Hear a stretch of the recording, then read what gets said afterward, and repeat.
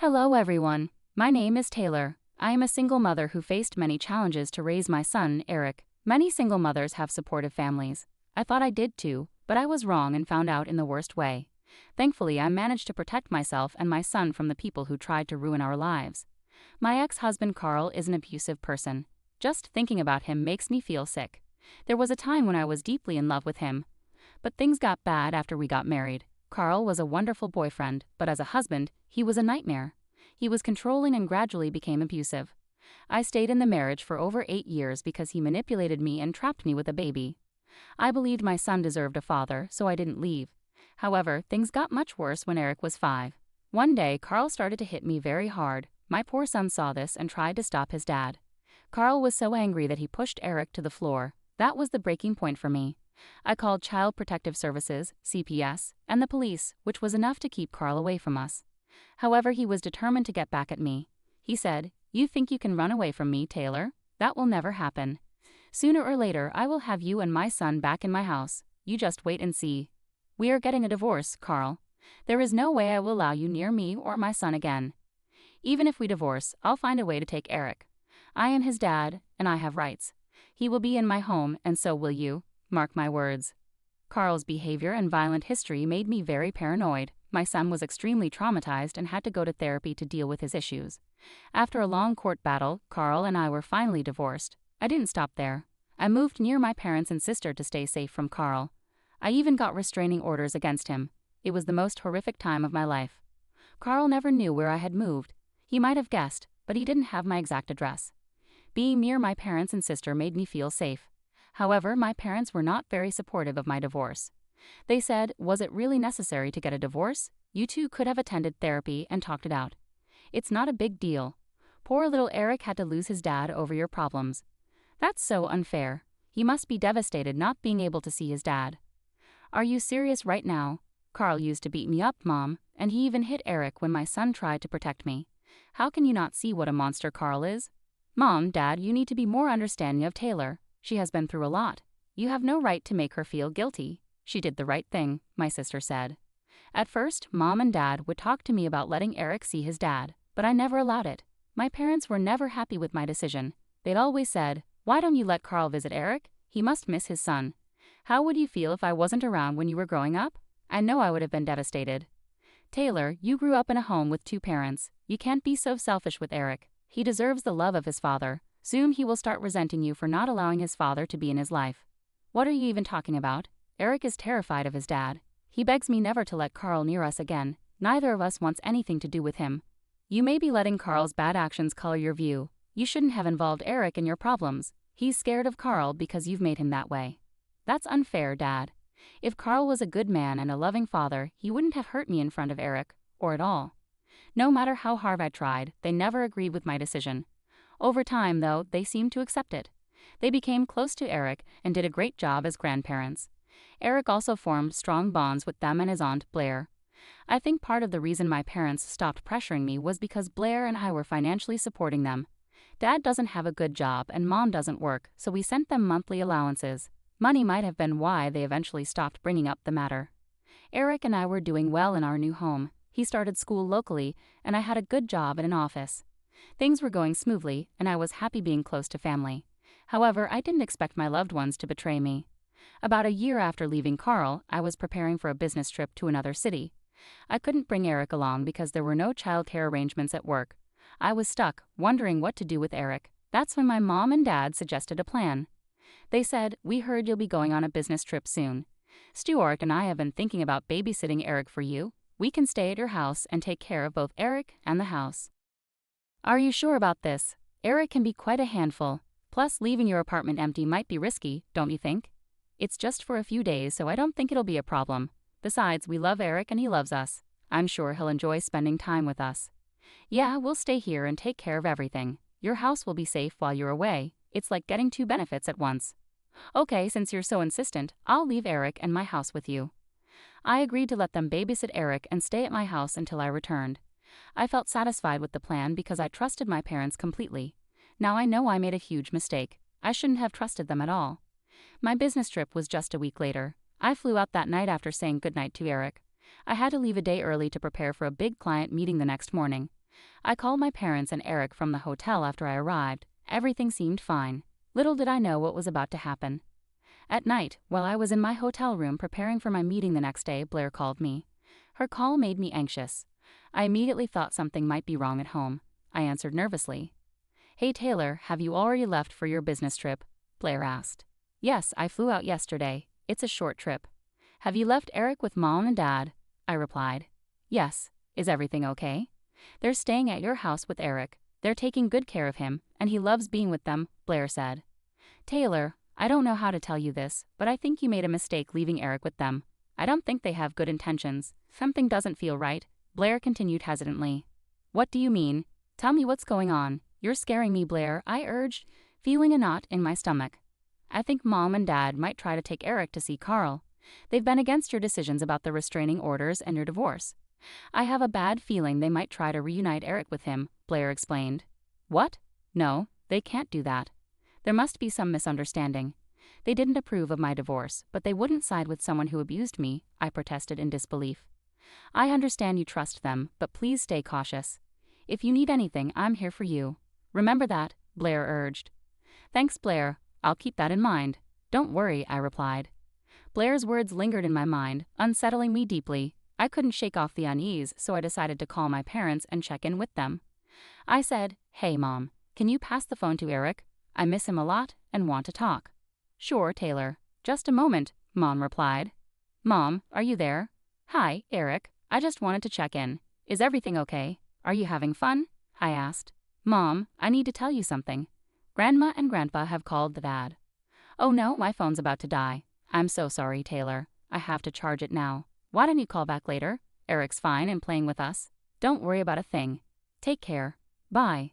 Something about Eric's attempt to speak and how Mom quickly ended the call made me suspicious. My mind raced, so I decided to review the security camera footage. I didn't have cameras inside, but I did outside. To my shock, there was my ex-husband's car in the driveway. I watched the footage and saw my mom opening the door for him. After watching the footage, I was furious and scared for Eric's safety and my own. Carl wasn't supposed to know where we lived. I had a restraining order against him. He should never have been near my son. I immediately called my parents in anger, recording the call. "Mom, why is Carl at my house?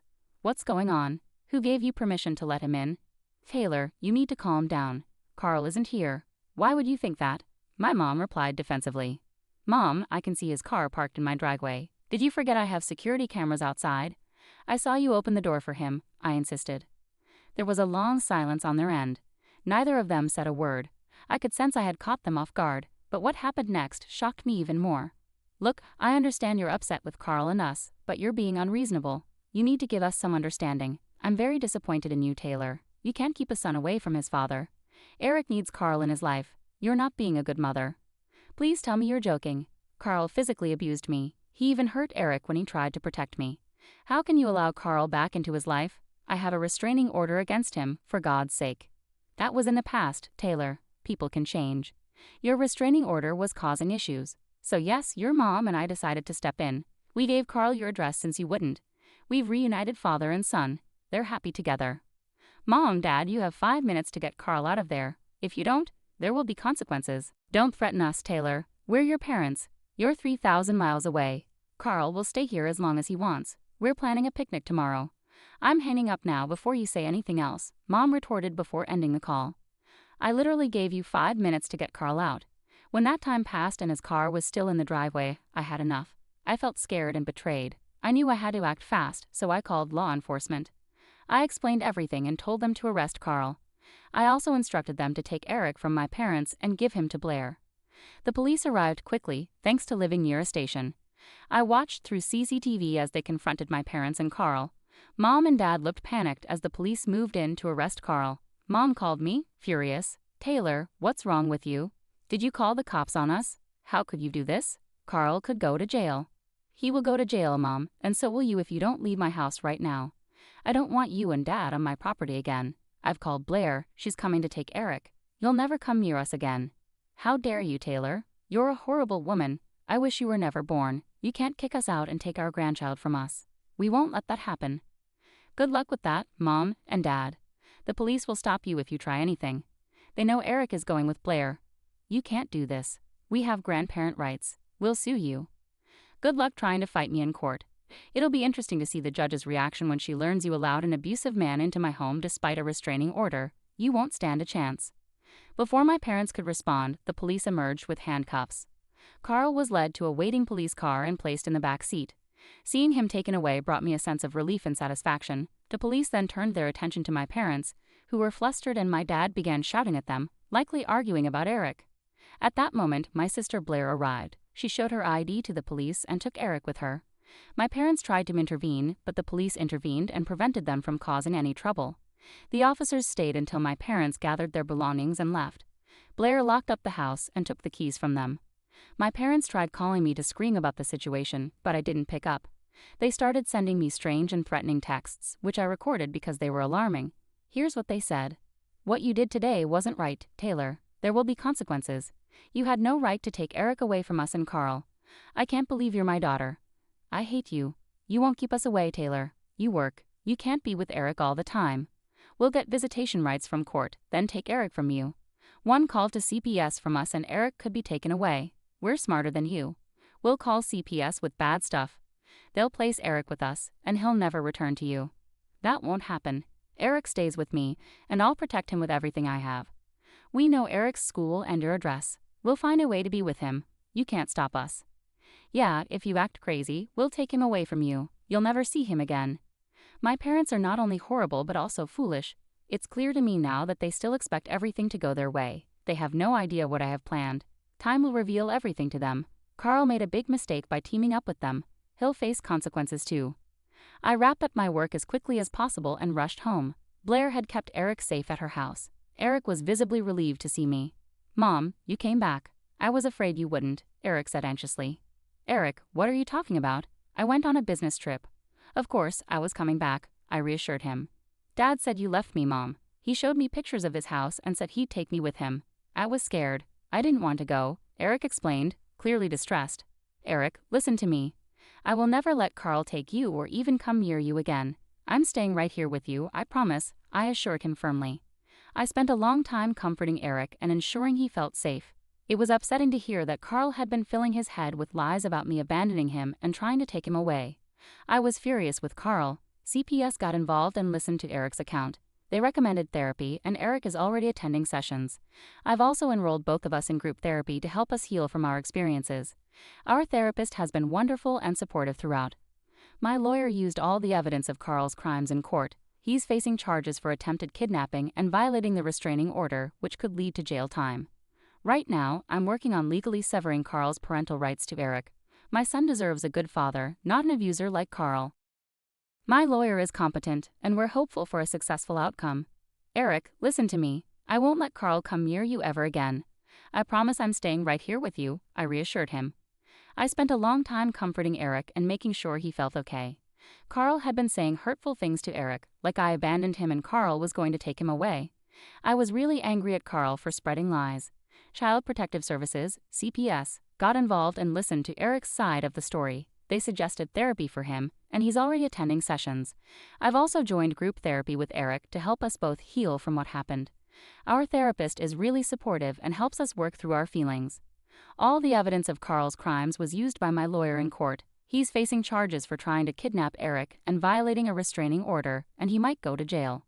Right now, I'm working on making sure Carl loses his rights to be Eric's father. My son deserves a good dad, not someone who hurts him like Carl. My lawyer is very good, and we're hoping the legal process goes smoothly. My parents tried to sue me for grandparent rights, but the judge quickly dismissed their case when they saw my evidence and the texts my parents sent. I took further steps and got restraining orders against them, which the judge approved right away. I've moved with Eric to a different state because I got promoted at work to a higher position in a new city. It helped me get away from my parents. Blair visits us sometimes, and she's also cut off contact with our parents and might move closer to me soon. My parents are struggling financially now that Blair and I have stopped helping them out. They had to find extra jobs, and lawyer fees drained their savings, making them unstable. Meanwhile, Eric and I are doing really well in our new environment. I have no plans to reconnect with my parents or let Carl hurt my son again.